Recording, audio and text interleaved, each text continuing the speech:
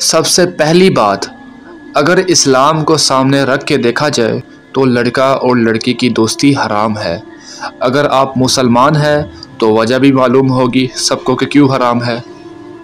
इसकी सबसे बड़ी वजह यह है कि कोई भी लड़का और लड़की एक दूसरे के लिए नामहरम है और दो नामहरम की दोस्ती करना इस्लाम में सख्त मना और हराम है।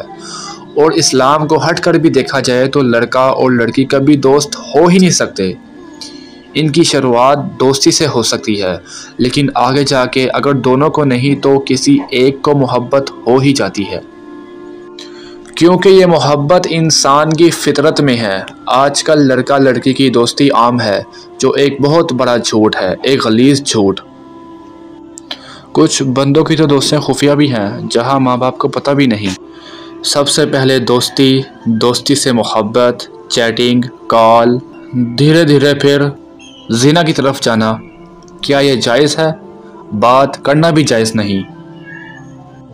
कुछ लोग इस बात से भी बेवकूफ़ बनाते हैं कि हम तो कुछ गलत बात नहीं कर रहे, लोग पता नहीं क्या क्या करते हैं। ऐसी बातों से अपने जाल में फंसाते हैं मासूम लड़कियों को। याद रखना, जो जवानी का गुनाह में गुजार देगा उन्हें ज़िल्लत और रुसवाई के सिवा कुछ नहीं मिलता। और जब इंसान इन गुनाहों की तरफ जाता है तो मज़े बहुत आते हैं, लेकिन कुरान की एक आयत याद रखें। अल्लाह ताला का इरशाद है, तमत्ताऊ फ़इन्न मसीरकुम इलन्नार, मज़े उड़ा लो, आना जहन्नुम की आग की तरफ है। कुरान में भी इसकी सख्त सज़ा है और अल्लाह ताला कह रहे हैं कि मज़े उड़ा लो, करो मेरी नाफरमानी, लेकिन इसके लिए सख्त सज़ा है।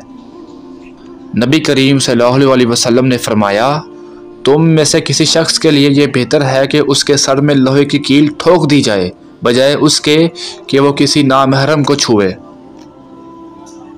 तो कोशिश करें सब इस गलीज़ चीज़ से दूर रहें।